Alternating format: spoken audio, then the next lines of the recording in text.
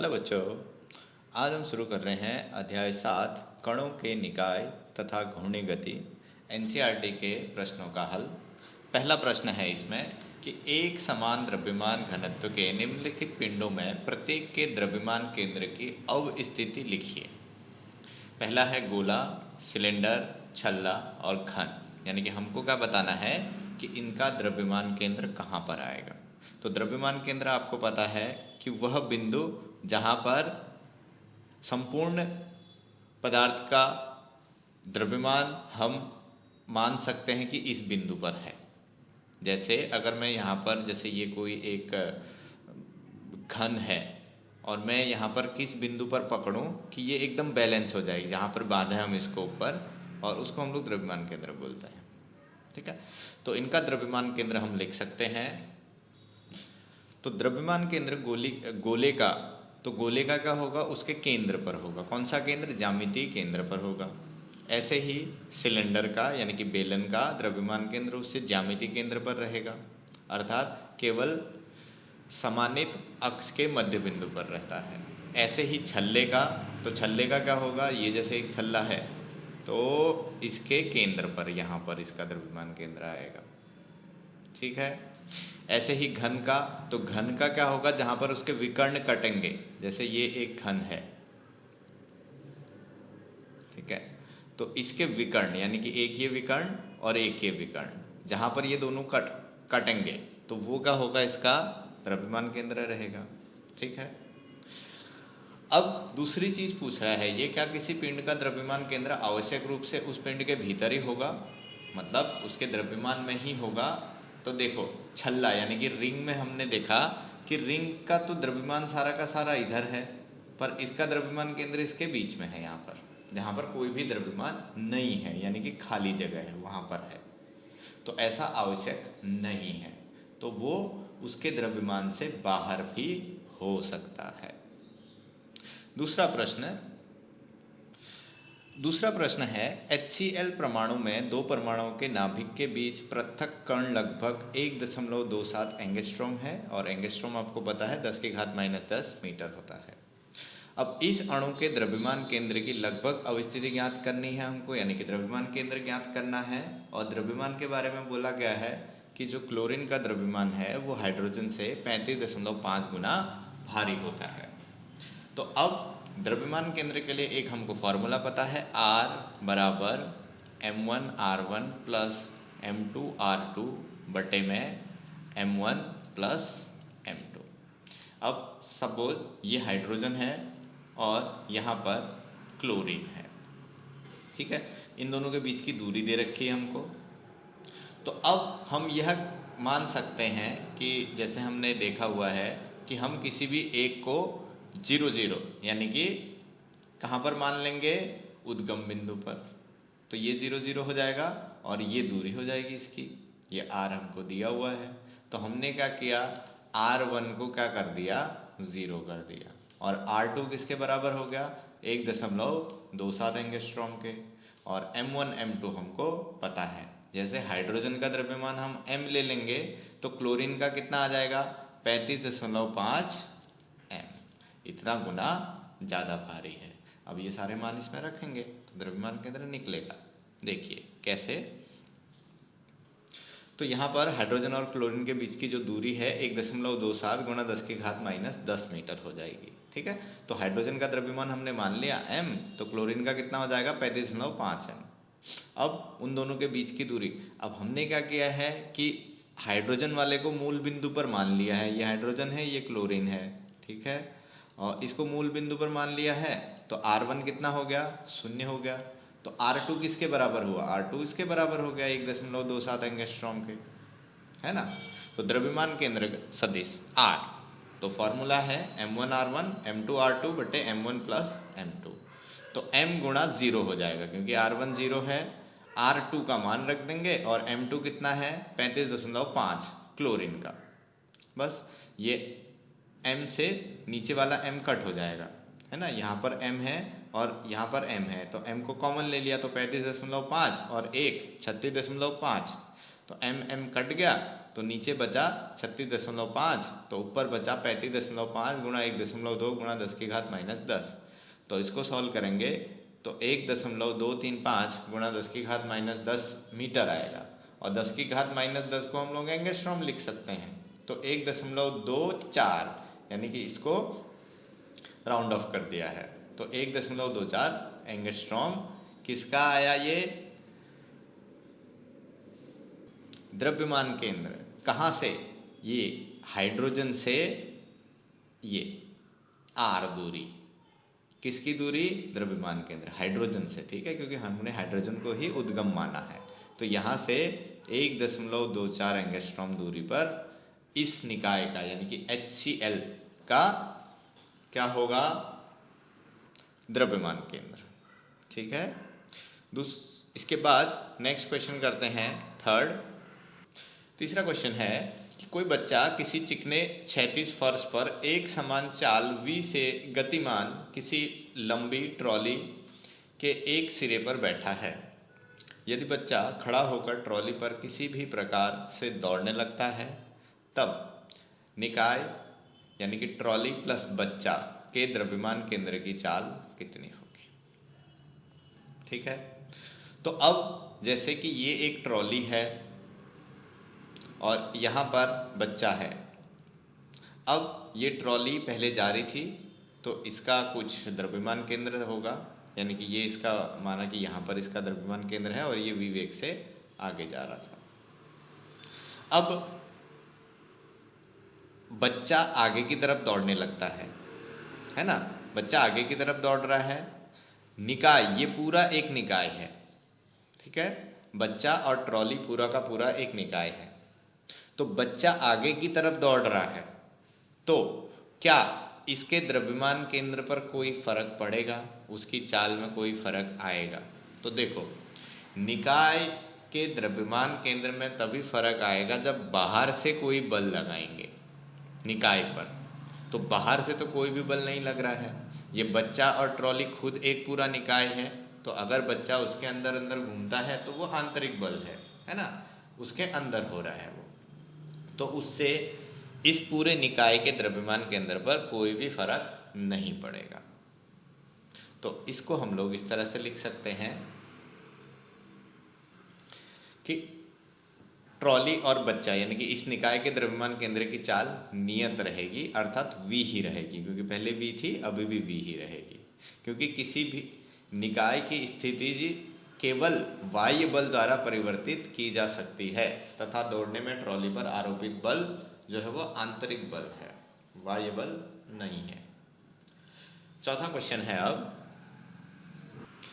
दर्शाइए कि सदिश A एवं सदिश B के बीच बने त्रिभुज का क्षेत्रफल A क्रॉस B यानी कि सदिश गुणनफल के परिमाण का आधा है। ये हमको बताना है। तो हम क्या करेंगे? सबसे पहले तो एक त्रिभुज बना लेंगे, ठीक है। त्रिभुज कैसे? दो सदिशों का। जैसे ये एक हमने B बना दिया, B सदिश, और ये हमने बना दिया A सदिश। तो ये त्रिभुज बना इसका ये। अब इस त्रिभुज का हमको क्या निकालना है? क्षेत्रफल। तो इस त्रिभुज का क्षेत्रफल क्या? त्रिभुज का क्षेत्रफल क्या होता है?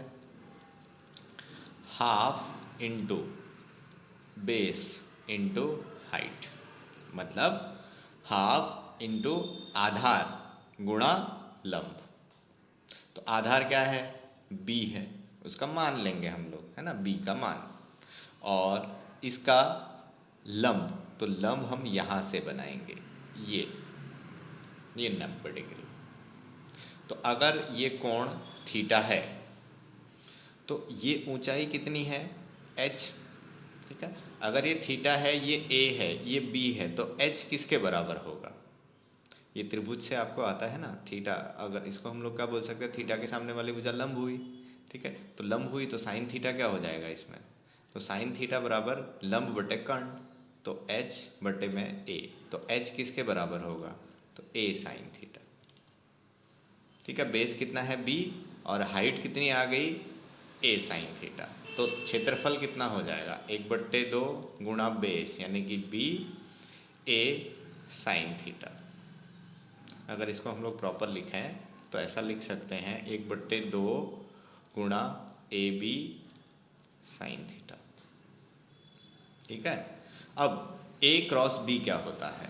तो A क्रॉस B होता है, इसका सिर्फ मान हमको निकालना है। तो A क्रॉस B मतलब होता है AB साइन थीटा। तो अब देखो AB साइन थीटा का आधा करो तो क्या मिल जाएगा? हाफ AB साइन थीटा, तो वही तो क्षेत्रफल है। बस इतना सा करना है। तो इसको प्रॉपरली लिखेंगे इस तरह से हम लोग। तो ये पहले त्रिभुज बना लिया, ये B है, ये A है, इनके बीच थीटा कोण है, तो ये h हो गई ऊंचाई। तो क्षेत्रफल इसका होता है 1/2 आधार गुणा ऊंचाई। तो h हमने निकाल रखा है, कितना है? A sine theta into B, यानी कि ये बेस। तो 1/2 AB साइन थीटा क्षेत्रफल आ गया। ठीक। अब हमको क्या निकालना है? A cross B। तो A क्रॉस B क्या होता है? AB sine theta. तो AB साइन थीटा आ गया। तो सिर्फ हमको मान लेना है, दिशा का कुछ लेना देना नहीं है यहाँ पर। तो n का अगर आप रखना भी चाहते हो तो बाद में उसको 1 कर देंगे। तो अब त्रिभुज AOB का क्षेत्रफल क्या है? 1/2 गुणा A क्रॉस B। तो यही हमको सिद्ध करना है। अगला सवाल है अब 5वां। दर्शाइए कि A dot B cross C, यानी कि सारे ये सदिश हैं। अगर इसके ऊपर नहीं लिख रखा तो भी मानेंगे कि सदिश है, क्योंकि ये बोल्ड में लिखा हुआ है। ठीक है।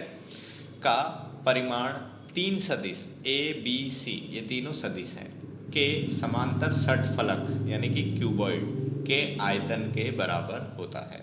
ये हमको निकालना है। यानी कि A dot B cross C, A dot B cross C ये ऐसा है। ये किसके बराबर होता है? कोई एक षटफलक है। षटफलक मतलब कि जैसे वो ऐसा है षटफलक, ये।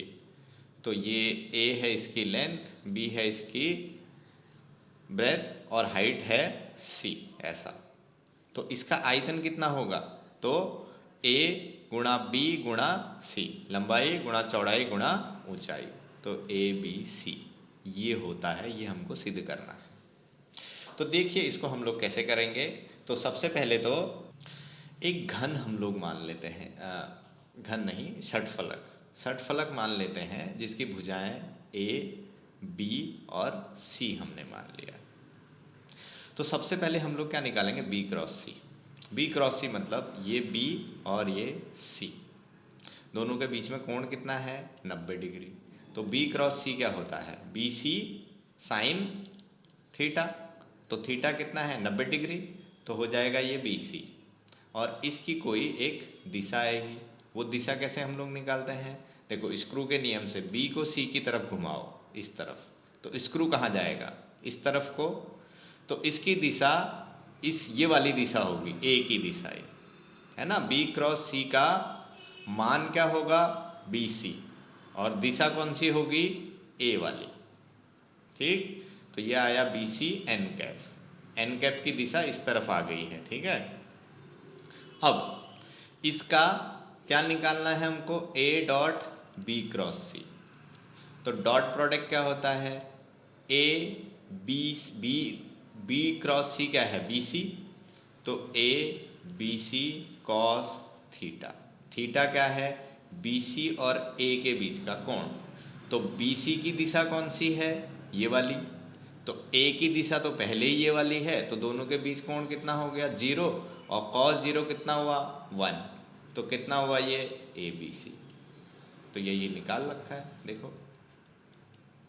और इस षटफलक का आयतन कितना होगा? लंबाई गुणा चौड़ाई गुणा ऊंचाई। तो ABC। तो ये आयतन हमने सिद्ध कर लिया। अगला क्वेश्चन, छठा प्रश्न है अब कि एक कण जिसके स्थिति सदिश R के x, y, z अक्षों के अनुदिश अवयव x, y, z हैं और रेखी संवेग P के अवयव Px, Py, Pz हैं, के कोणीय संवेग L के अक्षों के अनुदिश अवयव ज्ञात करने हैं, और दर्शाना है कि यदि कण केवल xy तल में ही गतिमान हो तो कोणीय संवेग केवल जेड में होता है। ये हमको ज्ञात करना है। हमको दे रखा है आर, आर हमको क्या दे रखा है, एक्स आई, वाई जे और जेड के, तीनों चीज़ दे रखी है, एक्स में भी है, वाई में भी है और जेड में भी है। ऐसे ही पी, पी क्या है, संवेग, ये क्या हमको दे रखा है, ये भी पी एक्स आई कैप, पी वाई जे कैप, पी जेड के कैप दे रखा है। हमको निकालना है कोणीय संवेग एल। तो एल किसके बराबर होता है, आर क्रॉस पी। तो हमको आर क्रॉस पी निकालना है। तो आर क्रॉस पी हम लोग मैट्रिक्स वाली मेथड से निकाल लेंगे। तो वो मैट्रिक्स वाली मेथड से हम लोग कैसे निकालते हैं, देखो। तो इस तरह से हम लोग सबसे पहले, यानी कि ये आर क्रॉस पी निकालना है, तो हमने आर लिख लिया और पी लिख लिया। फिर ऊपर क्या लिखना है, आई जे के, ठीक है, आई जे के। फिर आर का पहले घटक लिखेंगे एक्स वाई जेड, और फिर पी के घटक लिखेंगे P X P Y P Z, ये है। अब सबसे पहले क्या करेंगे, आई को लेंगे, आई को लेंगे और क्या करेंगे, इसका क्रॉस मल्टीप्लिकेशन, यानी Y P Z minus Z P Y, Y P Z minus Z P Y, फिर प्लस जे, प्लस क्या आएगा जे, और जे के साथ क्या आएगा, अब जे वाला नहीं लेना है, इन दोनों को लेना है, एक्स पी जेड और जेड पी एक्स, और बीच में माइनस लग जाएगा। अब जनरली क्या होता है कि हम जे को माइनस में लेते हैं, पर यहाँ पर हमने माइनस को अंदर कर दिया है, तो अंदर जो है वो एक्स पी जेड प्लस में होता तो वो माइनस बन गया है, ये माइनस में होता है, ये प्लस बन गया है, इतना ध्यान रखना बस। अब के वाले में, तो के वाले को छोड़ के इन दोनों को करेंगे, तो X P Y minus Y P X, ये आ गया। तो ये क्या आया हमारा, L X I L Y J L Z K, तो यानी कि कोणीय संवेग के घटक मिल गए तीनों। अब ये क्या बोल रहा है कि हमने तीनों घटक लिख भी लिए, एल एक्स यानी कि वाई पी जेड और जेड पी वाई, और एल वाई यानी कि ये वाई घटक है और ये जेड घटक है। अब ये बोल रहा है कि अगर ये कण केवल एक्स वाई तल में ही गतिमान है, सिर्फ किस में गतिमान है, एक्स और वाई में, यानी कि जेड में गतिमान नहीं है। तो जेड में गतिमान नहीं है तो क्या हो जाएगा, इसमें जेड और पी जेड को शून्य ले लो, तो क्या बचेगा, देखो यहाँ पर एल एक्स क्या हो जाएगा, वाई पी जेड तो शून्य हो गया, ये जेड शून्य हो गया, तो ये जीरो हो गया। एल वाई जेड जीरो हो गया, यहाँ पी जेड जीरो हो गया, तो ये भी जीरो हो गया।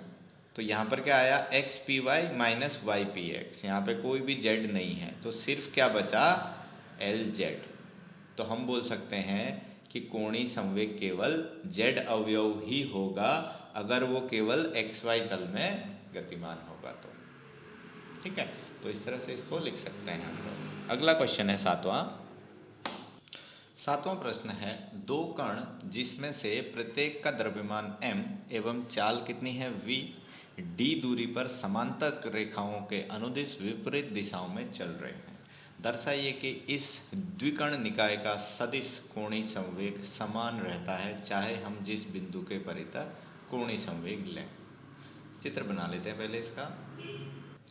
तो इस तरह से दो कण है, इसका भी द्रव्यमान m है, इसका भी द्रव्यमान m है, दोनों v चाल से, पर दोनों विपरीत दिशा में जा रहे हैं, एक इस दिशा में जा रहा है, एक इस दिशा में जा रहा है, और दोनों समांतर जा रहे हैं, और इन दोनों के बीच की दूरी हमेशा d रहेगी, ठीक है। हमको क्या करना है, इसका कोणीय संवेग निकालना है। तो हम कोई एक निश्चित बिंदु, यानी कि हमने जैसे यहाँ पर O मान लिया है, तो O पर से हम दोनों का कोणीय संवेग निकालेंगे और उसको जोड़ेंगे। अब अलग अलग बिंदुओं पर से अलग अलग कोणीय संवेग आएगा, क्योंकि लंबवत दूरी अलग रहेगी। तो अब हम यहाँ पर मान लेते हैं कि ये दूरी जो है ये h है, ठीक है, यहाँ से यहाँ तक की दूरी ये h है।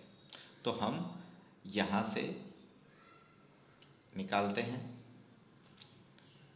इसके लिए, पहले वाले के लिए, फिर हम लोग ऐसे निकालेंगे दूसरे के लिए, ठीक है। तो पहले कण 1 के लिए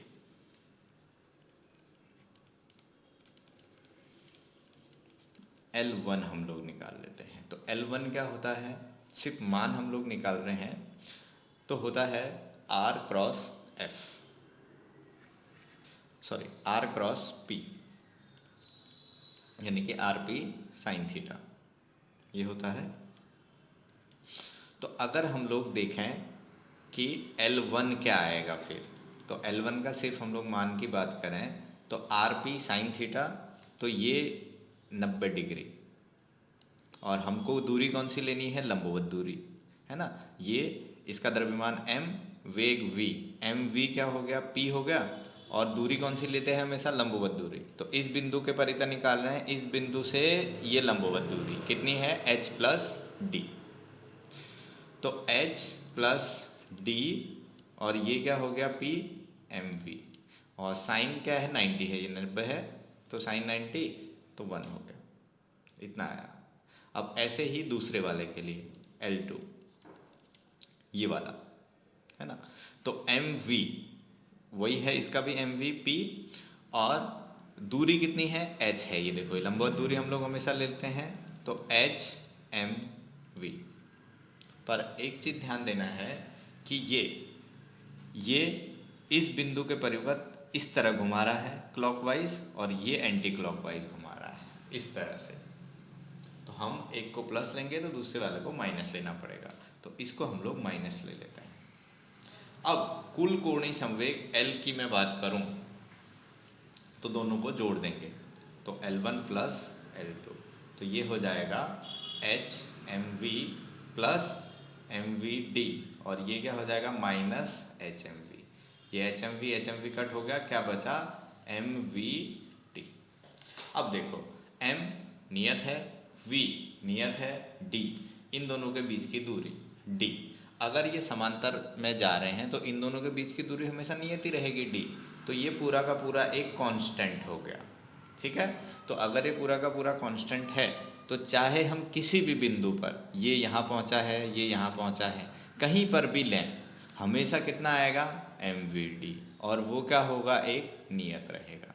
तो इसलिए हम लोग बोल सकते हैं कि इस निकाय का सदिश कोणीय संवेग समान रहेगा, हमेशा नियत रहता है, ठीक है। अगला सवाल, 8वां सवाल है, W भार की एक असमांग छड़, असमांग यानी कि उसमें जो द्रव्यमान है वो एक समान रूप से वितरित नहीं है, ये कहीं पर ज़्यादा कहीं पर कम इस तरह से होगा, को उपेक्षणीय भार वाली दो डोरियों से, चित्र में दर्शाए अनुसार दो डोरियां से लटका रखा है, एक डोरी ये है, दूसरी डोरी ये है, ठीक है, विरामावस्था में रखा गया है। तो डोरियों द्वारा ऊर्ध्वाधर से बने कोण, यानी कि कोण हमको दे रखे हैं, डोरी कितना कोण बना रही है, और छड़ की लंबाई दे रखी है 2 मीटर, छड़ के बाएं सिरे से उसके गुरुत्व केंद्र की दूरी निकालनी है d, यानी कि गुरुत्व केंद्र इसका यहाँ पर है, ठीक है। तो सबसे पहले इसमें से इसका फ्री बॉडी डायग्राम बनाएंगे। फ्री बॉडी डायग्राम में क्या है, टॉर्क इसमें ये डोरियों ने इसको खींच के रखा है, तो टेंशन बन रहा है, ये अगर हम लोग T1 लें और इधर T2 लें। अब इस तनाव के दो घटक हम लोग ले सकते हैं, एक घटक इस तरफ और एक घटक इस तरफ। तो ये T2 है, अगर ये इसको हम लोग 53.1 है, अगर इसको हम लोग इधर θ1 ले रहे हैं तो इधर हम लोग θ2 ले लें, θ1 θ2 दोनों हमको पता है, बाद में रख लेंगे मान। तो T1 के दो घटक क्या हो जाएंगे, ये θ2 है तो ये भी θ2 होगा, तो ये क्या हो जाएगा, T2 cos θ2, और ये वाला क्या हो जाएगा, T2 sin θ2।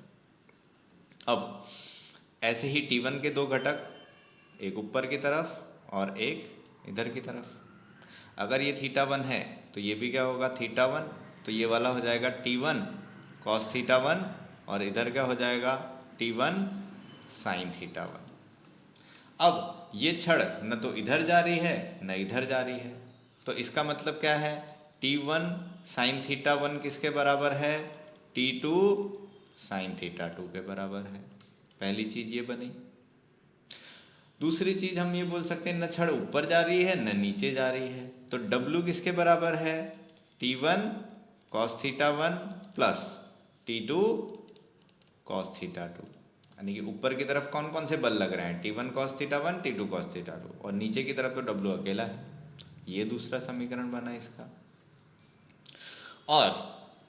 और हम क्या निकाल सकते हैं इसमें कि बल आघूर्ण, यानी कि ये गोल नहीं घूम रहा है, न तो ये इधर ऐसे घूम रहा है न ऐसे घूम रहा है, यानी कि इस पर बल आघूर्ण कितना होगा? 0 होगा बल आघूर्ण का योग। अगर हम लोग किसी भी बिंदु पर ले सकते हैं या हम यहाँ पर ले सकते हैं, यानी कि T1 cos थीटा 1 पे, W पर या T2 पर, कहीं पर भी एक जगह ले लेते हैं। तो ये यहाँ पर हम लोग ले लेते हैं, तो यहाँ पर W के द्वारा बल आघूर्ण, यानी कि W इसको इस तरह से घुमाना चाहता है क्लॉकवाइज, और ये T2 cos थीटा 2 इस तरह घुमाना चाहता है। तो इन दोनों का यहाँ पर बल आघूर्ण क्या होगा? बराबर होगा। तो हम उसको लिख सकते हैं W1 इंटू डी, W1 नहीं सॉरी W, तो W इंटू डी ये बल आघूर्ण आया क्लॉकवाइज दिशा में, और ये किसके बराबर होगा? तो ये T2 cos थीटा 2 किधर घुमाना चाहता है? इस तरफ को, ठीक है। तो ये किसके बराबर हो जाएगा? T2 cos थीटा 2 गुणा दूरी, ये दूरी कितनी है पूरी? यहाँ से यहाँ तक 2 मीटर, 2। ये तीसरा समीकरण। तो अब इन तीनों समीकरणों का उपयोग करके हमको क्या निकालना है? D निकालना है, ठीक है। तो अब देखो, आप इसको खुद भी ट्राई कर सकते हो कि कैसे निकाल सकते हैं हम लोग D। थीटा का मान हमको दे रखा है, T1 और T2 निकाल के, थीटा सारी चीज़ें दे रखी हैं, और यहाँ पर इसका मान रख के हम लोग ज्ञात करेंगे। तो ये इसका फ्री बॉडी डायग्राम है। तो यहाँ पर हमने थीटा 1 थीटा 2 ना लेके सीधे उनका मान लिख लिया है सबका। तो पहली चीज़ इसमें कि T1, और दूसरा इसको हमने थीटा को थोड़ा सा बदल दिया है, वैसे भी किया जा सकता है इसको। आप वैसे पहले वाले से करो, वैसे भी कर सकते हैं। जैसे ये 36.9 है, ये 90 है, तो ये 53.1 हो गया। तो ये क्या हो जाएगा? T1 cos 53.1 और ऊपर वाला साइन बन गया, है ना। और ऐसे ही इस तरह ये साइन 36.9 बन गया, और ये क्या बन गया? cos 36.9। चीज़ें वही है ना, मान दोनों में एक ही आना है। तो अब इस हिसाब से करें तो देखो, तो यहाँ पर क्या होगा? T2 cos 36.9 और T1 cos 53.1 दोनों बराबर होंगे, न छड़ इधर जा रही न उधर जा रही है। तो ये पहला समीकरण बन गया। दूसरा क्या बन गया? यानी कि ऊपर वाले बल और नीचे वाला W, न ऊपर जा रही छड़ न नीचे जा रही है, तो ये दोनों बराबर होंगे। तो W बराबर T1 sign 53.1 plus T2 sign 36.9। तीसरी चीज़ बल आघूर्ण। तो बल आघूर्ण में क्या है? ये ए बिंदु पर बल आघूर्ण निकाला हुआ है, ए के परिता W इसको इस तरह घुमाना चाहेगा, तो W गुणा D, और T2 साइन 36.9 इसको इस तरह घुमाना चाहेगा, तो वो क्या हो जाएगा? T2 साइन 36.9 गुणा 2। तो यहाँ से T2 निकाल लिया, तो T2 कितना आ गया? WD बटे में साइन 36.9 गुणा 2। ये तीसरा समीकरण आया। अब आगे इसमें, तो ये 3 समीकरण हमने निकाल लिए हैं। तो अब देखो समीकरण 1 व 2 से, 2 व 3 से, ठीक है। तो 2 व 3 से हम कैसे करेंगे? ये दूसरा है, ये तीसरा है, तो यहाँ पे T2 का मान रख देंगे। तो T2 का मान रखेंगे, तो यहाँ पर हमने T2 का मान रख दिया है, तो T2 का मान रखेंगे तो हमको T1 मिलेगा। तो T1 मिलेगा W बटे साइन 53.1 1 माइनस D/2। अब तीसरे चौथे से T1 और T2 का मान समीकरण 1 में रख देंगे, ठीक है। तो हमने T1 का मान निकाल लिया, ये है, और T2 का मान निकाल लिया, ये रहा। तो अब इन दोनों में से T1 और T2 का मान समीकरण 1 में रख देना है।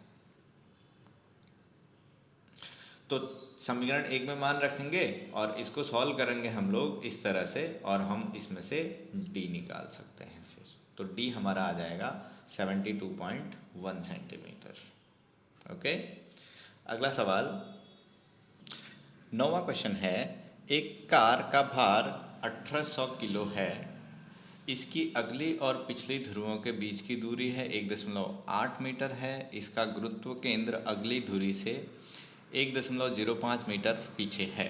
तो समतल धरती द्वारा इसके प्रत्येक अगले और पिछले पहियों पर लगने वाले बल की गणना करनी है।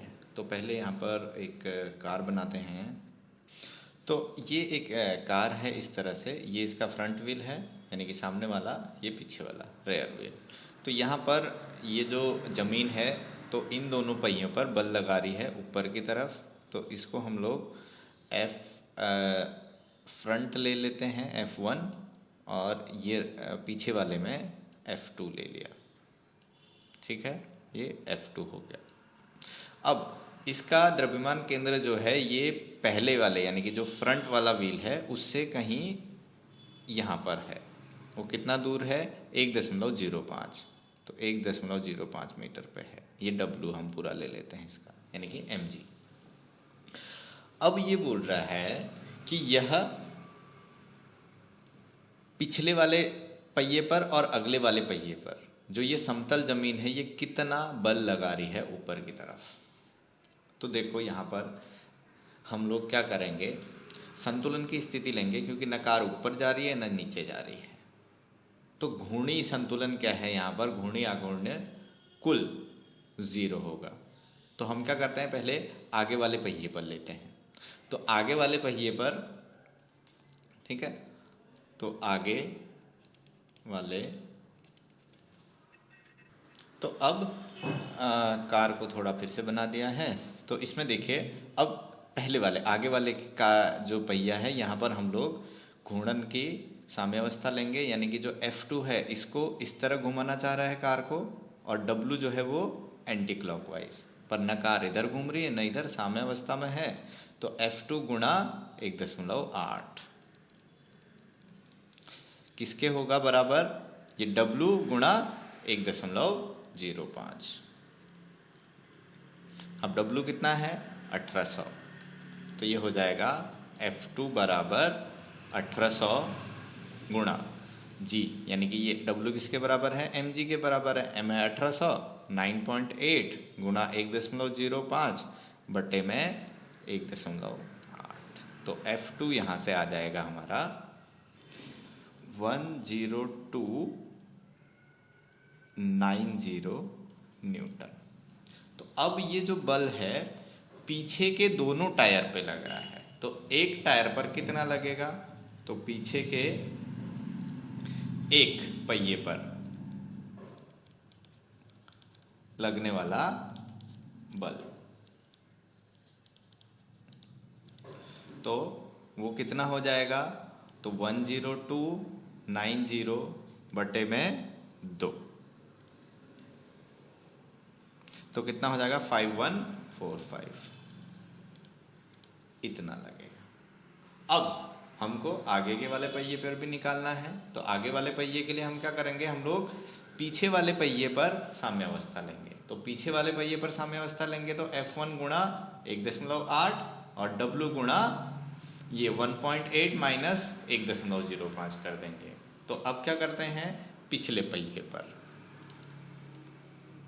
तो ये हो जाएगा F1 गुणा 1.8 बराबर W इस तरफ घुमाना चाह रहा है, F इस तरफ घुमाना चाह रहा है F1। तो W गुणा, तो ये दूरी हम लोग कैसे निकालेंगे? तो 1.8 में से इसको माइनस कर देंगे। तो ये हो जाएगा, तो F1 गुणा 1.8 बराबर W यानी कि mg, तो कितना है? 1800 गुणा 9.8 गुणा, तो इसको हम लोग माइनस करेंगे तो ये आएगा हमारा 0.75। अब इसको इधर लेके जाओ तो F1 मिल जाएगा।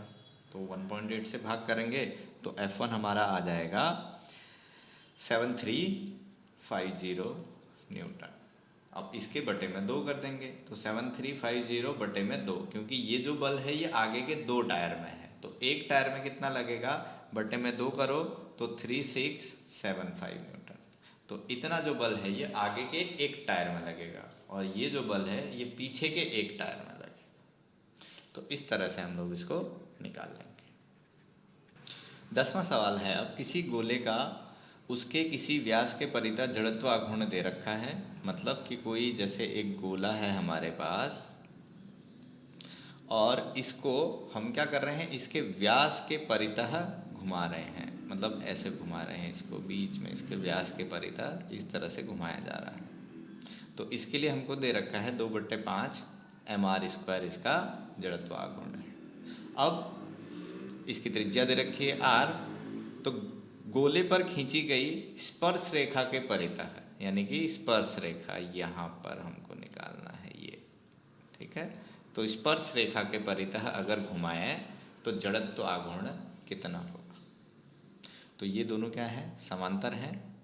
तो समांतर एक्सिस वाला जो हमने थ्योरम जो पढ़ा हुआ है वो लगाएंगे। तो क्या होता है वो, तो I क्या होता है, तो I centre of mass plus mr²। I centre of mass यानी कि यहाँ पर इसका सेंटर ऑफ मास है, इसके परितः घूमता है, तो कितना घूम रहा है, 2/5 mr²। और ये दूरी r है ना, तो mr², ठीक है। समांतर दूरी, दोनों अक्षों के बीच की लंबवत दूरी r। तो बस इसको जोड़ देंगे, तो इस तरह से इसको हम लोग लिख सकते हैं। तो 2/5 mr² प्लस mr² कितना आ गया, 7/5 mr² आ गया। अब दूसरा इसमें बोल रहा है b कि m द्रव्यमान और r त्रिज्या वाली किसी डिस्क है अभी चकती का इसके किसी व्यास के परितः जड़त्व आघूर्ण दे रखा है। यानी कि कोई एक चकती है इस तरह से, है ना, इसके व्यास के परितः दे रखा है हमको, ये इस तरह से इसको घुमा रहे हैं व्यास के परितः। अब ये जड़त्व आघूर्ण हमको दे रखा है mr²/4। अब डिस्क के लंबवत किसी कोर से गुजरने वाले अक्ष के परितः, अब इसके लंबवत यानी कि लंबवत मतलब ऐसे बाहर की तरफ समझो, यानी कि इस तरह से यहाँ पर रख रहे हैं और फिर इसको इसके चारों तरफ ऐसे घुमा रहे हैं डिस्क को इस तरह से। तो जड़त्व आघूर्ण निकालना है।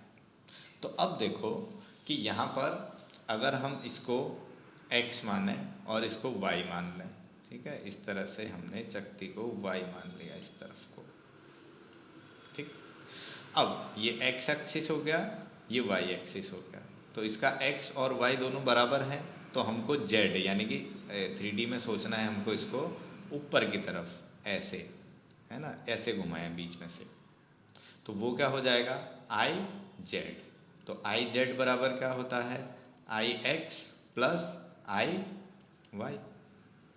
अब IX कितना है, mr²/4, और IY कितना है वो भी उतना ही रहेगा। इसको ऐसे घुमाएं या ऐसे घुमाएं, ठीक है, इसको ऐसे घुमाएं या तो ऐसे घुमाएं। तो mr²/4 ही आएगा दोनों टाइम में। तो mr²/2 आ गया IZ।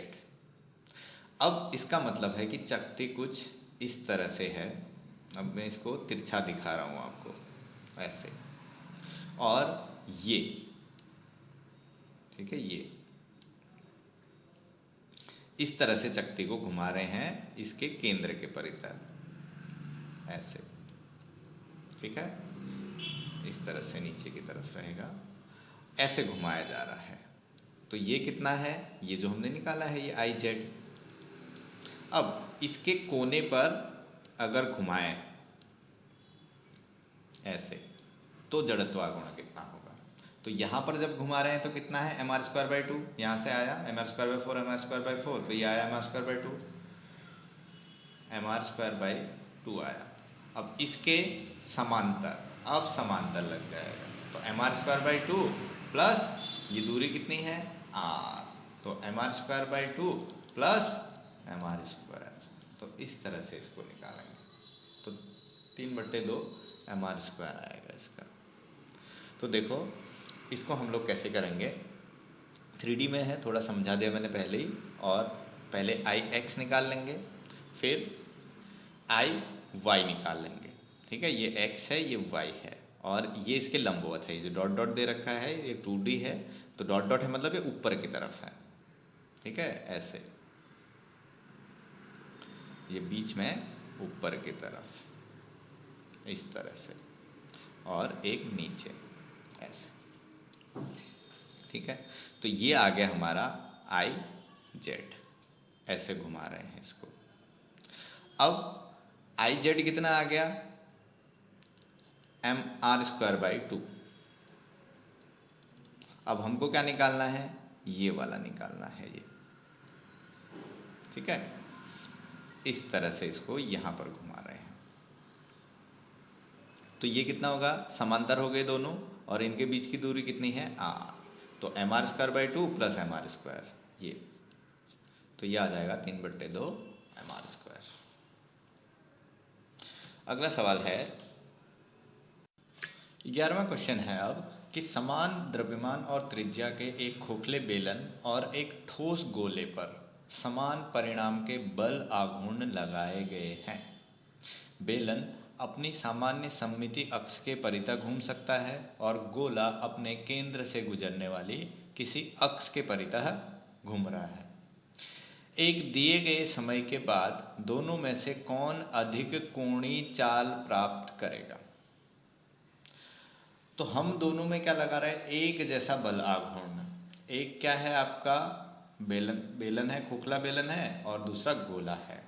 तो जैसे अगर इसके हम डायग्राम बनाएं तो इस तरह से एक खोखला बेलन है और एक गोला है, इसको ऐसे घुमाया जा रहा है, इसको ऐसे घुमाया जा रहा है। इसका ये घूमने वाली एक्सेस ये है और ये इसका कोई व्यास है। तो अब दोनों में एक समान बल आघूर्ण लग रहा है, यानी कि टॉर्क दोनों में एक समान है। अब टॉर्क क्या होता है, आई अल्फा है ना। तो अब आई और अल्फा दोनों के लिए अलग अलग होगा। अगर इसका I1 अल्फा 1 ले लें, इसका I2 अल्फा 2 ले लें। तो अब अल्फा क्या है, कोणीय त्वरण है। तो अब इसमें से दोनों को एक समान हमने टॉर्क देके घुमाया, ठीक है। तो अब ये बोल रहे हैं कि कुछ समय के पश्चात, अब दोनों घूमने लग गए, तो कुछ समय के पश्चात किसकी कोणीय चाल अधिक होगी, यानी कि कौन तेजी से घूम रहा होगा, है ना। तो जिसका त्वरण ज़्यादा होगा, यानी कि जिसका अल्फा ज़्यादा होगा, वो ज़्यादा तेजी से घूम रहा होगा, क्योंकि ओमेगा बराबर क्या होता है, omega naught plus alpha T. तो जिसका अल्फा ज़्यादा होगा तो उसका ओमेगा भी ज़्यादा होगा। यानी ओमेगा नॉट अगर 0 ले लें कि मतलब प्रारंभिक कोणीय चाल 0 है, तो ओमेगा बराबर क्या हो जाएगा, अल्फा टी। यानी कुछ समय के बाद तो समय गुणा त्वरण वही उसकी कोणीय चाल आएगी। तो इसमें से टाउ दोनों का बराबर हो गया, है ना। ये भी टाउ और ये भी टाउ बराबर है।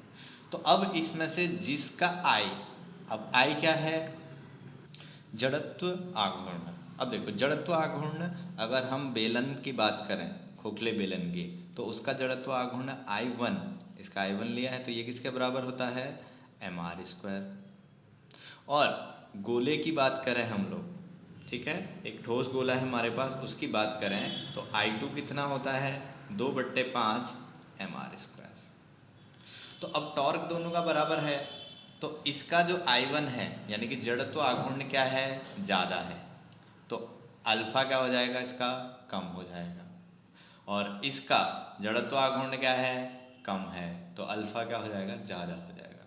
इसका मतलब कि इसको घुमाने के लिए कम बल देना पड़ेगा। क्यों, क्योंकि ये जो बेलन है, तो बेलन का ये खोखला बेलन है, इसका सारा का सारा द्रव्यमान कहाँ है, इसके यहाँ पर है, और इसमें पूरा बटा हुआ है ये, है ना।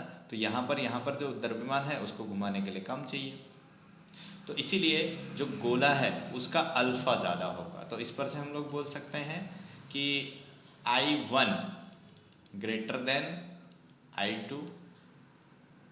तो अल्फा किसका ज़्यादा होगा, जिसका I1 कम होगा उसका अल्फा ज़्यादा होगा, तो अल्फा 2 ग्रेटर देन अल्फा 1। अब तो जिसका अल्फा ज़्यादा होगा उसी का ओमेगा भी ज़्यादा होगा। तो सिंपल सी बात है, जो गोला है तो गोले का कोणीय चाल कुछ समय के बाद ज़्यादा होगी, इसकी कोणीय चाल कम हो जाएगी कुछ समय के बाद, है ना। तो इसका ये उत्तर हो जाएगा। अगला क्वेश्चन है 12वां प्रश्न है कि 20 केजी द्रव्यमान का कोई ठोस सिलेंडर अपने अक्ष के परितः 100 रेडियन प्रति सेकंड की कोणीय चाल यानी कि ओमेगा दे रखा है से घूर्णन कर रहा है।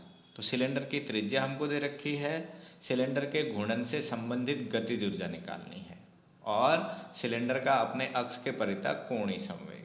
तो गतिज ऊर्जा क्या होती है? काइनेटिक एनर्जी किसकी? ये घूर्णन की। तो काइनेटिक एनर्जी क्या होती है? Half I omega square. I क्या है? जड़त्व आघूर्ण। तो जड़त्व आघूर्ण किसका? ठोस सिलेंडर का। तो ठोस सिलेंडर का जड़त्व आघूर्ण आई कितना होता है? 1/2 mr²। तो m आपको दे रखा है द्रव्यमान, r आपको दे रखा है तो I निकल जाएगा और ओमेगा तो गिवन है 100 रेडियन पर सेकेंड। तो ये काइनेटिक एनर्जी निकाल लेंगे। उसके बाद क्या बोल रहा है ये? कोणीय संवेग L। तो L क्या होता है कोणीय संवेग? I omega.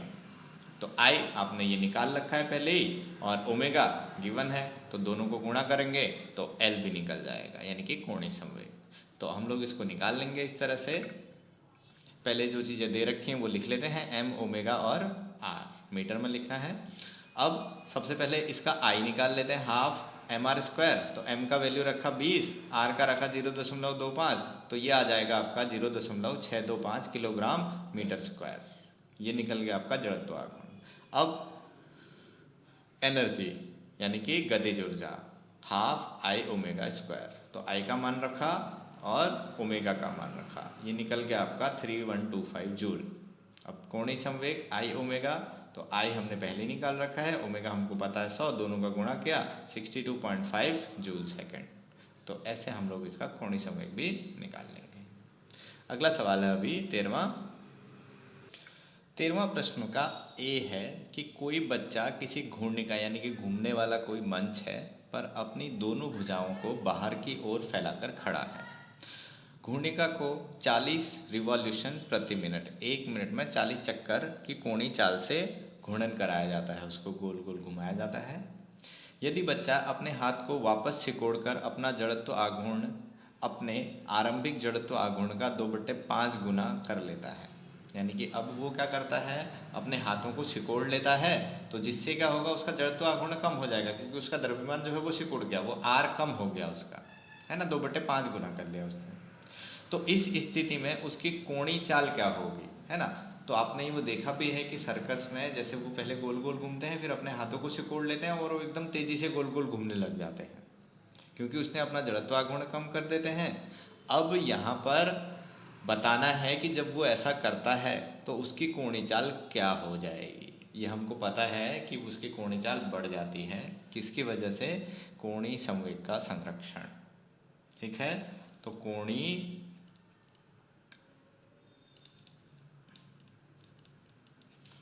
संरक्षण, तो कोणीय संवेग संरक्षण क्या बोलता है कि I1 ओमेगा 1 बराबर I2 ओमेगा 2।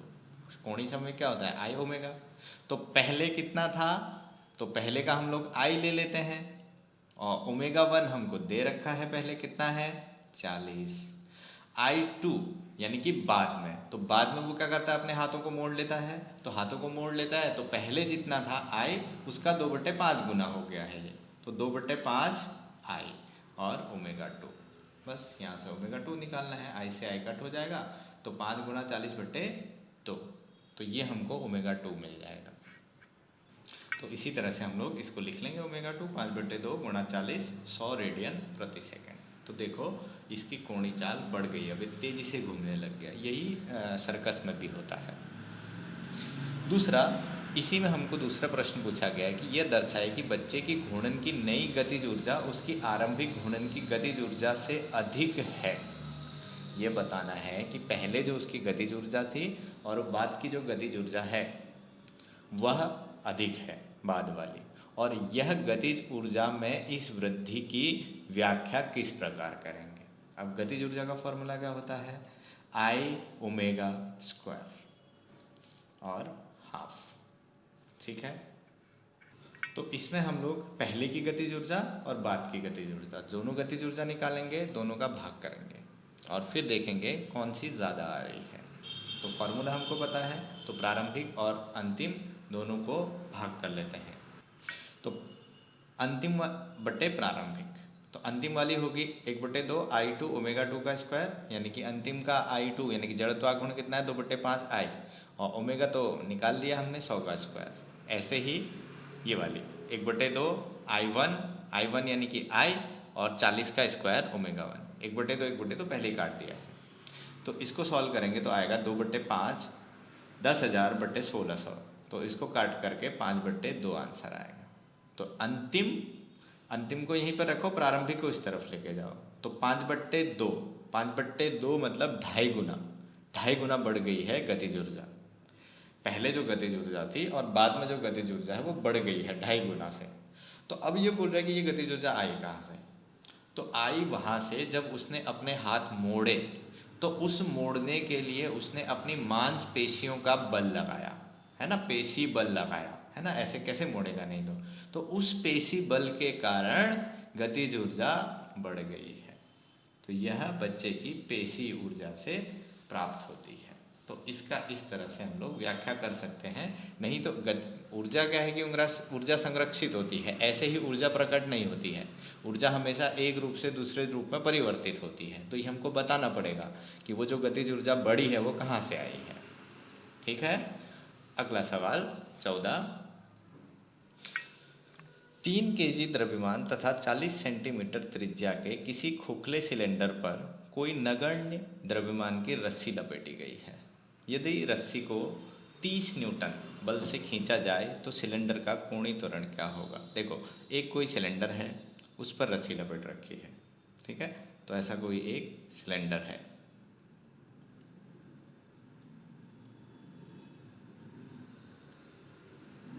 ऐसा समझो, ठीक है, और इस पर हमने ऐसे रस्सी लपेट के रखी हुई है। तो अब अगर रस्सी को यहाँ से हम खींचते हैं तो क्या होगा, ये सिलेंडर गोल गोल घूमने लगेगा अपने अक्ष के परितः ऐसे, ठीक है। तो सिलेंडर क्या होगा, गोल गोल इस तरह से घूमेगा।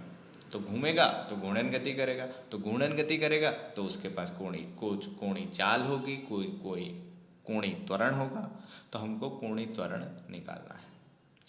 कोणीय त्वरण निकालने के लिए अब हम लोग कैसे निकालें, तो सबसे पहले तो हमको बल आघूर्ण यानी कि टॉर्क निकालना पड़ेगा, ठीक है। तो टॉर्क निकालने के लिए, तो टॉर्क होता है R क्रॉस F। तो R हमको दे रखा है 40 सेंटीमीटर और F हमको दे रखा है 30 न्यूटन। तो यहाँ से टॉर्क निकल जाएगा। अब टॉर्क क्या होता है, I अल्फा, अल्फा क्या होता है, कोणीय त्वरण। तो यहाँ से अल्फा निकल जाएगा टाउ अपॉन I। टाउ हमने पहले निकाल दिया है। I क्या होता है, I जड़त्व आघूर्ण, खोखले बेलन का जड़त्व आघूर्ण क्या होता है, mr²। तो इसको पहले निकाल लेंगे, m दिया है, r दिया है, ये निकल जाएगा I। तो ये क्या आएगा, कोणीय त्वरण। अब ये बोल रहा है रेखीय त्वरण। तो रेखीय त्वरण का आपने फॉर्मूला पहले निकाल रखा है, अल्फा इजिकल टू रेखीय त्वरण A equal to R alpha. तो अल्फा निकल गया, तो इसको R यानी कि त्रिज्या के साथ गुणा कर देंगे, तो हमको मिल जाएगा रेखीय त्वरण, कि इसका रेखीय त्वरण कितना है। तो देखो इस तरह से इसको निकाल लेंगे जल्दी। पहले इसका I निकाल लिया, mr² 0.48। अब उसके बाद टॉर्क निकाल लिया, F क्रॉस R 12, और फिर अल्फा निकाल लिया, क्योंकि टॉर्क इजिकल टू क्या होता है, I अल्फा। तो अल्फा बराबर टॉर्क बटे में I हमने पहले से निकाल के रखा है 12/0.48। तो ये 25 रेडियन पर सेकेंड स्क्वायर इसका कोणीय त्वरण आ गया। तो रेखीय त्वरण निकालना है तो A equal to R alpha. तो R हमको पता है 0.4 और अल्फा हमने निकाल के रखा है 25। दोनों को गुणा करेंगे 10 मीटर प्रति सेकेंड स्क्वायर, इसका रेखीय त्वरण आ गया। अगला सवाल है 15वां सवाल है, किसी घूर्णक यानी कि रोटर की 200 रेडियन प्रति सेकंड की एक समान कोणीय चाल यानी कि ओमेगा बनाए रखने के लिए इंजन द्वारा 180 न्यूटन मीटर का बल आघूर्ण यानी कि टॉर्क प्रेषित करना आवश्यक होता है। यानी कि उसको 200 रेडियन प्रति सेकंड घुमाने के लिए हमको लगातार इतना टॉर्क देते रहना पड़ेगा इंजन से, तब वो घूमेगा। अब इंजन के लिए आवश्यक शक्ति ज्ञात करनी है हमको, यानी कि पावर। तो पावर का फॉर्मूला होता है टाउ ओमेगा।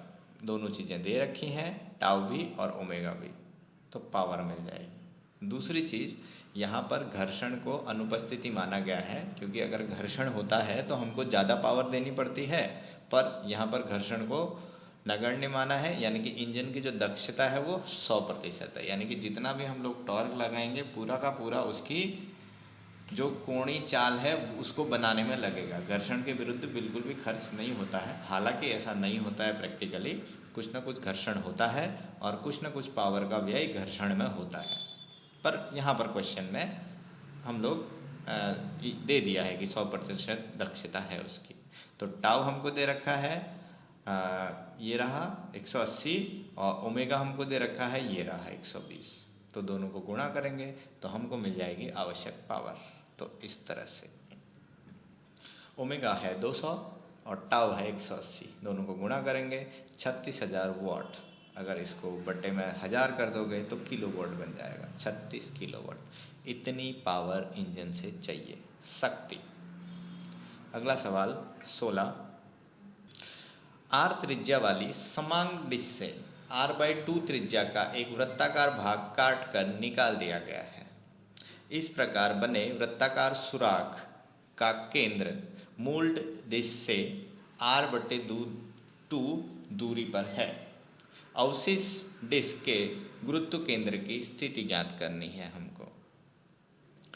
क्वेश्चन को समझ लेते हैं पहले कि ये बोल रहा है कि हमारे पास एक वृत्ताकार एक डिस्क है, ठीक है, जिसकी त्रिज्या कितनी है, r है।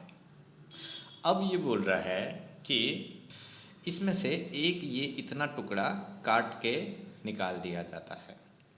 r/2 त्रिज्या का एक वृत्ताकार भाग काट के निकाल दिया जाता है। तो अब इस प्रकार बने वृत्ताकार सुराख का, यानी कि ये जो होल बन गया है, इसका द्रव्यमान केंद्र यहाँ पर है। यानी कि इसके जो पहले, अगर जब ये पूरी डिस्क थी, ये सुराख नहीं काटा था, तो इसका द्रव्यमान केंद्र यहाँ पर होगा पूरी डिस्क का, ठीक है। और जब ये सुराख काटा है तो इस सुराख का द्रव्यमान केंद्र यहाँ पर है, यानी कि r/2 दूरी पर है यहाँ से, ठीक है। तो अब ये बोल रहा है कि अब जब ये काट के बाहर निकाल दिया है तो बाकी का जो भाग बचा ये नीला वाला, तो इसका द्रव्यमान केंद्र है। तो क्या होगा कि जैसे हम इसको काट के बाहर निकालेंगे तो इसका द्रव्यमान केंद्र यहाँ से खिसक के कहीं यहाँ पहुँच जाएगा। तो इसको हम लोग x मान लेते हैं, x दूरी पर खिसक गया। तो सबसे पहले हम इसमें ये निकालते हैं कि जो हमने काट के निकाला उसका द्रव्यमान कितना है और ये बच गया उसका द्रव्यमान कितना है। ये क्यों हम लोग निकाल रहे हैं, ताकि हम लोग देखो, जब ये पूरा एक साथ था इस तरह से, तो इसका द्रव्यमान केंद्र कहीं यहाँ पर था। अब जब इसको काट के निकाल दिया इतना भाग बाहर, तो द्रव्यमान केंद्र खिसक गया। तो अगर मैं ऐसा बोलूं कि ये कटा हुआ भाग को फिर से जोड़ दें, तो द्रव्यमान केंद्र फिर से कहाँ पे आ जाएगा, यहाँ पर। तो हम क्या करेंगे, ये कटे वाले भाग का द्रव्यमान केंद्र और इन दोनों को एक साथ, यानी कि एक कण ये एक कण ये, दोनों को मानेंगे और दोनों का द्रव्यमान केंद्र इस जीरो पर मानेंगे और फिर निकालेंगे, तो हमको ये x मिल जाएगा। तो हम यहाँ पर मानते हैं कि अब ये क्षेत्रफल की बात हो रखी है, तो एकांक क्षेत्रफल पर द्रव्यमान ज्ञात करते हैं, ठीक है। कि माना कि एकांक क्षेत्रफल में द्रव्यमान, उसको कुछ भी हम लोग मान सकते हैं, सिग्मा मान लिया। तो इस पूरी चक्ति का द्रव्यमान कितना होगा, तो चक्ति का द्रव्यमान, तो चक्ति का द्रव्यमान क्या होगा, पूरी चक्ति का क्षेत्रफल कितना है, πr² इंटू सिग्मा। तो इसको हम लोग कैपिटल M ले लेते हैं, तो πr² इंटू सिग्मा। अब ये जो कटा हुआ भाग है इसका द्रव्यमान, ठीक है, यानी कि कटी हुई चकती का।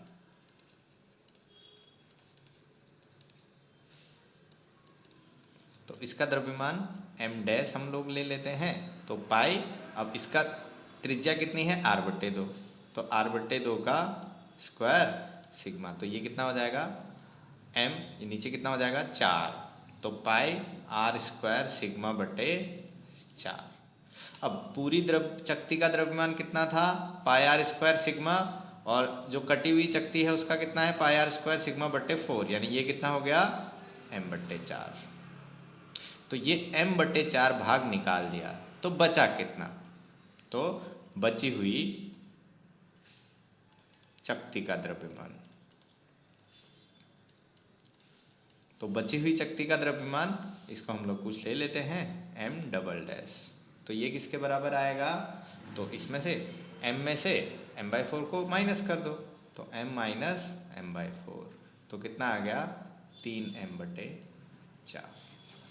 अब ये बची हुई चकती का और ये वाली चकती का दोनों को अगर साथ में मिला दें तो द्रव्यमान केंद्र वहीं पर आएगा, तो इसको हम लोग 0 ले लेते हैं, ठीक है, और ये x हो गया ये।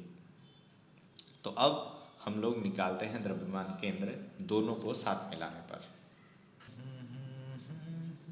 तो अब दोनों चकती को साथ में रखने पर द्रव्यमान केंद्र की स्थिति हम लोग कैसे निकालते हैं, r बराबर m1r1 प्लस m2r2 बटे m1 प्लस m2। तो r कितना है 0 है, इसको हमने 0 मान रखा है। अब m1 यानी कि इसको ले लेते हैं m1, यानी कि जो बची हुई चकती है वो, तो m1 किसके बराबर है 3/4 m के, गुणा r1 किसके बराबर है ये दूरी, यानी कि द्रव्यमान केंद्र से उसकी दूरी, इसका केंद्र कहीं यहाँ पर है इस वाले का, तो वो x हो गया, प्लस m2r2, m2 कितना है, तो m2 हमारा है इसका द्रव्यमान ये वाले भाग का, तो m/4 गुणा, अब ये दूरी द्रव्यमान केंद्र से दूरी कितना है r/2, और बटे में क्या हो जाएगा इस चकती और इस चकती दोनों का द्रव्यमान, यानी कि 3/4 प्लस m/4, तो टोटल आ जाएगा m, क्योंकि दोनों का टोटल मिला के m ही तो है ना, तो m आ गया। तो ये m से m कट हो गया, और ये किसके बराबर हो गया 3/4x, 3/4x, और इसको इधर ले लो, तो ये 4 दूनी कितना हो गया 8, तो बराबर माइनस r/8, तो ये 4 दूनी 8 और 3 नीचे चला गया, 3 दूनी 6, तो x बराबर माइनस r/6। तो ये जो द्रव्यमान केंद्र है, ये जो पहले वाला जो द्रव्यमान केंद्र था उससे r/6 दूरी इधर खिसक जाएगा, ये r/6, तो ये हो जाएगा इसका आंसर। अगला सवाल 17वां सवाल है, 1 मीटर छड़ के केंद्र के नीचे धुर धार रखने पर वह इस पर संतुलित हो जाती है जब 2 सिक्के जिसमें प्रत्येक का द्रव्यमान 5 ग्राम है 12 सेंटीमीटर के चिन्ह पर एक के ऊपर एक रखे जाते हैं, तो 45 सेंटीमीटर चिन्ह पर संतुलित हो जाती है। तो मीटर छड़ का द्रव्यमान, देखो क्या बोल रहा है कि ये एक स्केल हमको दे रखी है, देखो चित्र बना लेते हैं पहले इसका। तो ये एक स्केल है 1 मीटर की, और यहाँ पर एक हमने क्या रखा है, ये धुर छार रखा है जिस पर ये संतुलित हुई है। तो ये कितना होना चाहिए 50 सेंटीमीटर होना चाहिए यहाँ पर, क्योंकि यहाँ पर ये संतुलित हो गई है। अब ये क्या बोल रहा है कि जिसमें 2 सिक्के 5 ग्राम के, यानी कि यहाँ पर, यानी कि 12 सेंटीमीटर पर, यहाँ पर 12 सेंटीमीटर पर 2 सिक्के रखे हैं, ठीक, 2 सिक्के रखे यहाँ पर, ऐसे 2 सिक्के रखे हैं 5 ग्राम के। तो अब जैसे यहाँ पर सिक्के हम रखते हैं तो क्या होगा, इसका बैलेंस इस तरफ को झुक जाएगा ज़्यादा, तो हमको क्या करना पड़ेगा, इसको थोड़ा सा इस तरफ खिसकाना पड़ेगा। तो अब संतुलन जो होता है ये यहाँ पर कहीं पर, यानी कि 45 सेंटीमीटर पे मिलता है। ठीक है, जो पहले यहाँ पर मिल रहा था अब 45 सेंटीमीटर पर मिल रहा है। यानी कि पहले द्रव्यमान केंद्र पूरी छड़ का कहाँ पर था, यहाँ पर था, अब ये घूम के कहाँ आ गया, इधर आ गया है। ठीक है, तो हम इस गुटके को थोड़ा सा इधर घुमा लेते हैं, तो ये गुटका अब यहाँ पर रखना पड़ेगा 45 सेंटीमीटर पे। तो अब ये बोल रहा है कि इस छड़ का द्रव्यमान, तो इस छड़ का पहले जो द्रव्यमान था वो यहाँ पर था mg नीचे की तरफ। ठीक है, अब ये mg इसका नीचे की तरफ है और इसका जो है ये जो फोर्स लगा रहा है, ठीक है, इसको हम लोग m' बोलते हैं, वो यहाँ पर लगा रहा है। अब ये इस छड़ को इस तरफ घुमाना चाहता है, ये इस तरफ घुमाना चाहता है, पर दोनों संतुलित हैं क्योंकि दोनों का जो मोमेंटम है वो एक समान आ रहा है। तो हम ऐसा बोल सकते हैं कि इस पर से अब ये दूरियां हमको निकालनी पड़ेंगी, एक तो ये वाली दूरी और दूसरी ये दूरी, क्योंकि मोमेंटम निकालने के लिए क्या चाहिए, r क्रॉस f चाहिए। तो f तो हमारे पास है, ये mg है, ये m' है। m' हमको पता है कि 5-5 ग्राम के 2 हैं, 10 ग्राम है, ये m हमको निकालना है। ठीक है, ये दूरियां चाहिए, ये 12 सेंटीमीटर है, ये 45 सेंटीमीटर है, तो 45 माइनस 12 करेंगे तो ये मिल जाएगा, कितना हो गया ये 33, और ये कितना है 45 और 50 5 सेंटीमीटर। तो यहाँ से हम लिख सकते हैं m' गुणा 33 बराबर mg गुणा 5। हमको क्या चाहिए, m चाहिए, m' कितना है 5-5 ग्राम के 2 हैं तो 10, g से g कट हो गया, तो 10 गुणा 33 बराबर m गुणा 5, तो 5 इधर आ जाएगा, तो ये 5 से ये 2 गया, 5 दूनी 10, 33 दूनी 66, तो m कितना आ गया 66 ग्राम, यानी कि इस छड़ का द्रव्यमान कितना हुआ 66 ग्राम। तो इस तरह से हम इसको लिख सकते हैं प्रॉपर वे में। तो अगर ये आपको लिखना है, दूसरा क्वेश्चन है अब इसमें 18वां प्रश्न है, एक ठोस गोला भिन्न नति के 2 आनत तलों पर एक ही ऊंचाई से लुढ़कने दिया जाता है, तो क्या यह दोनों बार एक समान चाल से तली में पहुंचेगा। देखो क्वेश्चन क्या बोल रहा है ये, तो अब ये बोल रहा है कि एक ठोस गोला है कोई हमारे पास, यहाँ पर रखा हुआ है, यहाँ से इसको नीचे लुढ़काया जाता है। तो अब इस तरफ की जो आनत तल है, यानी कि ये जो इसकी ढलान है, दोनों तरफ अलग अलग है।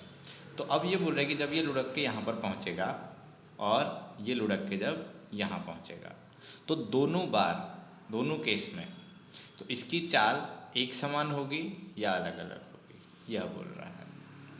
तो उसके लिए हमको ऊर्जा संरक्षण से काम लेना पड़ेगा। अब ये क्या है रहा है, लुढ़क के आ रहा है, तो लुढ़क के आ रहा है तो इसके पास गोल गोल भी घूम रहा है, ये घूर्णन गति भी कर रहा है और यह रेखी गति भी कर रहा है, दोनों चीज कर रहा है।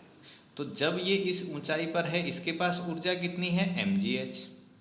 ठीक, अब यह ऊर्जा जब ये लुढ़क के नीचे को आ रहा है तो यह ऊर्जा दो चीज में बदल रही है, किस किस में, हाफ mv² और हाफ i ओमेगा स्क्वायर।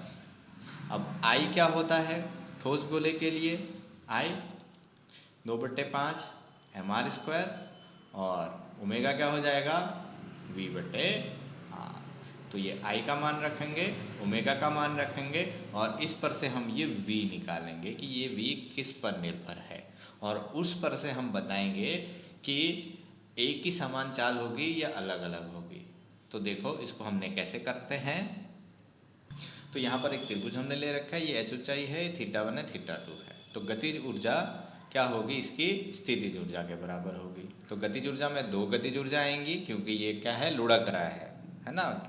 तो लुढ़क रहा है तो हाफ i ओमेगा स्क्वायर इसकी घूर्णन की गतिज ऊर्जा, हाफ mv² इसकी रेखीय गतिज ऊर्जा।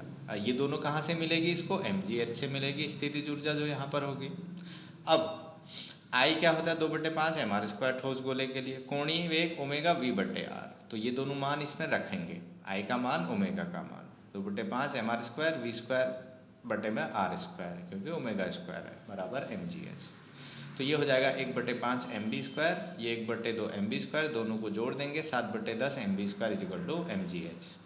m से m कट हो गया, तो क्या बचा v बराबर 10/7 GH अंडर रूट। अब देखो v किसके ऊपर निर्भर है, 10/7 और g तो कांस्टेंट है h के ऊपर।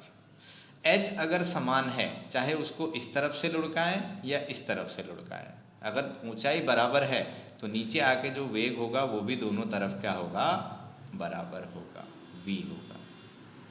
तो इस तरह से हम इसको निकाल सकते हैं। अब बी क्वेश्चन क्या बोल रहा है इसमें, इसी का दूसरा भाग। बी बोल रहा है कि क्या उसको एक तल पर लुढ़कने में दूसरे से अधिक समय लगेगा, तो हाँ, जिसका कोण कम होगा वहाँ पर उसको ज़्यादा दूरी तय करनी पड़ेगी। जिसका कोण कम होगा, ज़्यादा होगा, तो वहाँ पर ढाल अधिक होगी और ये सरकते हुए फटाफट नीचे आ जाएगा। तो इसीलिए समय अलग अलग लगेगा। तो इसको हम लोग बोल सकते हैं कि जिसका कोण यानी कि जिसकी ढाल कम होगी उसमें समय ज़्यादा लगेगा। ठीक है,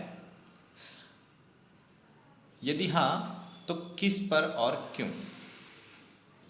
19वां सवाल है अभी। 2 मीटर त्रिज्या के एक वलय यानी छल्ले जिसका भार दे रखा है 100 kg और एक क्षैतिज फर्श पर इस प्रकार लोटनिक गति करता है कि उसके द्रव्यमान केंद्र की चाल जो दे रखी है वो 20 सेंटीमीटर प्रति सेकंड है। इसको रोकने के लिए कितना कार्य करना पड़ेगा। तो देखो, अब वह लोटनिक गति कर रहा है यानी कि ऐसे गोल भी घूम रहा है और आगे भी बढ़ रहा है, दो तरह की गति कर रहा है। ठीक है, तो अब इसके पास जितनी ऊर्जा होगी उतना ही हमको ऊर्जा लगानी पड़ेगी, यानी उतना ही हमको कार्य करना पड़ेगा। तो इसके पास कुल गतिज ऊर्जा किसके बराबर होगी, half mv² plus half I omega square, क्योंकि ये गोल भी घूम रहा है और ये सीधा भी जा रहा है। तो सबसे पहले काम कि I ओमेगा को कन्वर्ट कर देंगे mv² के फॉर्म में। तो छल्ले के लिए I बराबर क्या हो जाएगा, mr², mr² और ओमेगा क्या हो जाता है, v/r। अब ये दोनों मान इस पर रख देंगे और यहाँ से गतिज ऊर्जा निकाल लेंगे और जितनी गतिज ऊर्जा आएगी उतना ही काम करना पड़ेगा। तो इसको हम लोग करेंगे ऐसे। पहले जो चीज़ें दे रखी हैं, त्रिज्या, द्रव्यमान और चाल 20 सेंटीमीटर दे रखा है तो उसको 0.2 मीटर पर सेकंड में बदल लो। गतिज ऊर्जा half mv², half I omega square. तो I की जगह mr², ओमेगा की जगह v/r रखेंगे और ये हमारा बन जाएगा mr² v²/r²।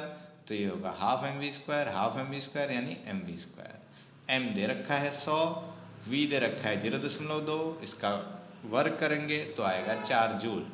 तो इतना ही हमको कार्य करना पड़ेगा जितनी उसके पास ऊर्जा है। अगला सवाल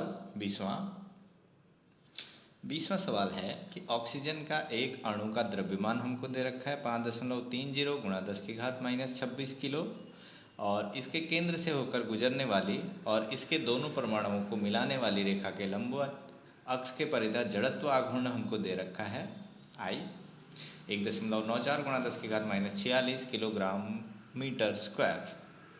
मान लीजिए कि गैस के ऐसे अणु की औसत चाल भी दे दी हमको 500 मीटर प्रति सेकंड और दूसरी चीज़ बोल रखा है कि इसके घूर्णन की गतिज ऊर्जा स्थानांतरण की गतिज ऊर्जा की 2/3 है। तो औसत कोणीय वेग निकालना है।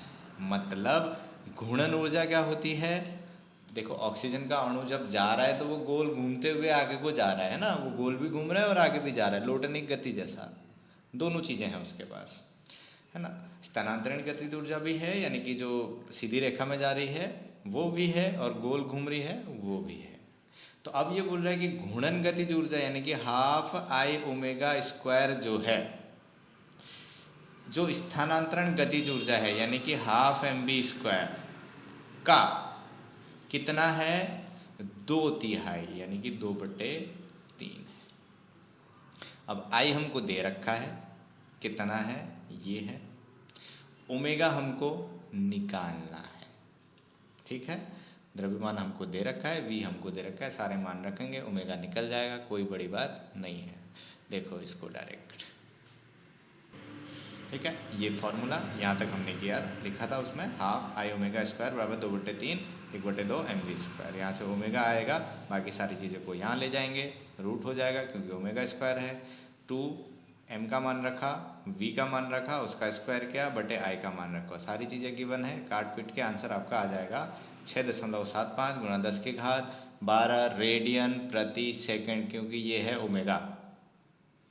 मात्रक हमेशा याद रखने। अगला सवाल 21वां सवाल है कि एक बेलन 30 डिग्री कोण बनाते आनत तल पर लुढ़कता हुआ ऊपर चढ़ता है। आनत तल की तली में बेलन के द्रव्यमान केंद्र की चाल दे रखी है तली से, तो आनत तल पर बेलन कितना ऊपर जाएगा, वापस तली पर लौट आने में कितना समय लगेगा। तो ये लोटनिक गति वाले जो क्वेश्चन हैं, यानी कि जो थियरी हमने करी है उसमें फॉर्मूला हमने देखा है, उसके ऊपर से करने हैं। पहले त्वरण निकाल लेंगे, तो त्वरण के बाद त्वरण निकल जाएगा तो आरंभिक चाल हमारे पास है, तो विस्थापन निकल जाएगा इसका। त्वरण के लिए हमने एक फॉर्मूला उसमें कर रखा है, देखो a बराबर माइनस जी साइन थीटा बटे 1 प्लस के स्क्वायर अपॉन आर स्क्वायर। अब यहाँ पर एक के स्क्वायर क्या होता है, यानी कि k क्या होता है, बेलन की घूर्णन त्रिज्या। तो k को हम लोग कैसे निकालते हैं, देखो m के स्क्वायर बराबर i लिख लेते हैं। i किसका, जो घूर्णन कर रहा है, यानी कि बेलन कर रहा है, तो उसका क्या हो जाएगा हाफ एम आर स्क्वायर। तो यहाँ से के स्क्वायर निकल जाएगा। के स्क्वायर कितना आया, आर स्क्वायर बट्टे 2।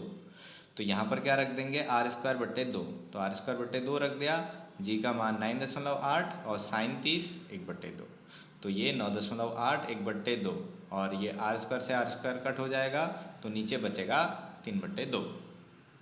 तो ये हो जाएगा हमारा माइनस 9.8/3। ये क्या आया हमारा त्वरण। अब त्वरण हमारे पास है, आरंभिक चाल हमारे पास है, विस्थापन निकालना है।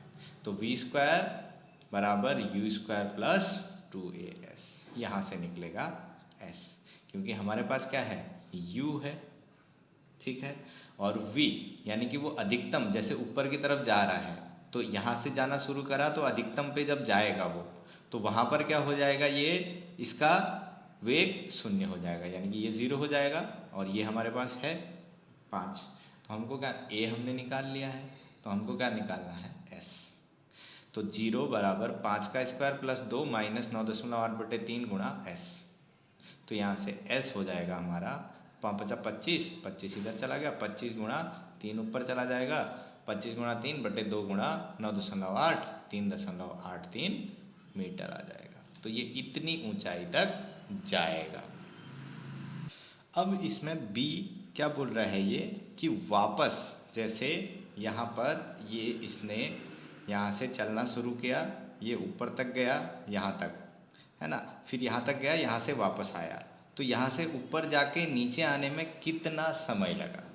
तो हम क्या करेंगे कि पहले यहाँ से ये ऊपर जाने में कितना समय लगेगा वो निकाल लेंगे, गुणा 2 कर देंगे, क्योंकि ऊपर जाने में जितना समय लगा उतना ही नीचे आने में भी लगेगा। तो समय हम लोग कैसे निकालते हैं, देखो, क्योंकि हमने विस्थापन निकाल लिया है, त्वरण निकाल लिया है, प्रारंभिक वेग हमको पता है, हमको सिर्फ समय चाहिए। तो समय निकालेंगे हम लोग, s बराबर U T plus half A T square, ठीक है। तो यहाँ से हम लोग अगर हम कोई भी समय निकाल सकते हैं, जैसे हम ये भी ले सकते हैं कि यहाँ पर 0 है, फिर यहाँ से ये नीचे चलना स्टार्ट किया है ना, या यहाँ से ये ऊपर गया फिर 0 हो गया, कोई भी एक, ठीक है।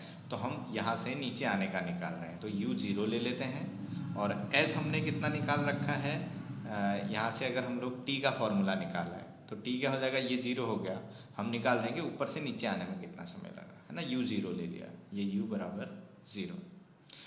तो t बराबर हो जाएगा 2s बटे में a इसका रूट।